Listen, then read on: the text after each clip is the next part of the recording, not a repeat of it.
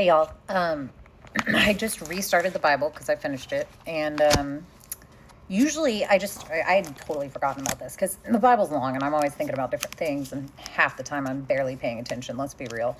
Um, so usually when somebody asks me about immigration and what God thinks about it, I point them to Leviticus, where he says, when an alien resides with you in your land, you shall not oppress the alien. The alien who resides with you shall be to you as the citizen among you.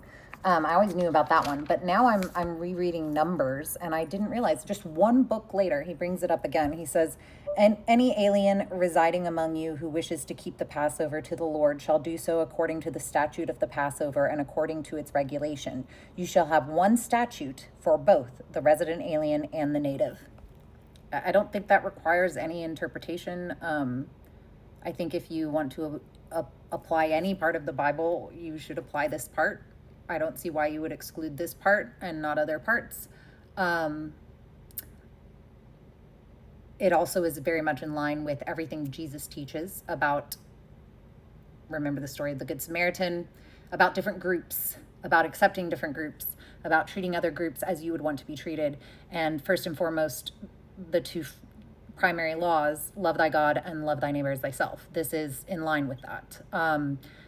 Treating illegal immigrants cruelly is not in line with this. I'm not saying that people should be able to enter the country illegally with no repercussions.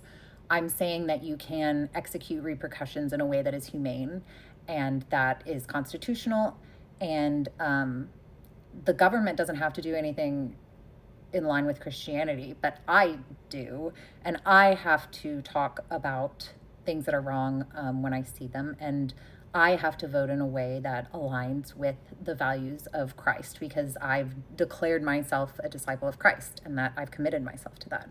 And that's why I'm here now. And I just think it's really interesting that just in the first four books of the Bible,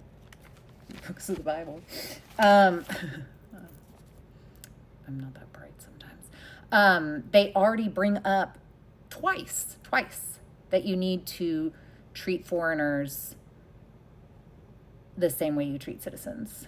So that means it's like kind of important. And I'm sure many people will comment with some kind of caveat to God's word, or, well, God didn't mean that like this many immigrants or immigrants who are like this.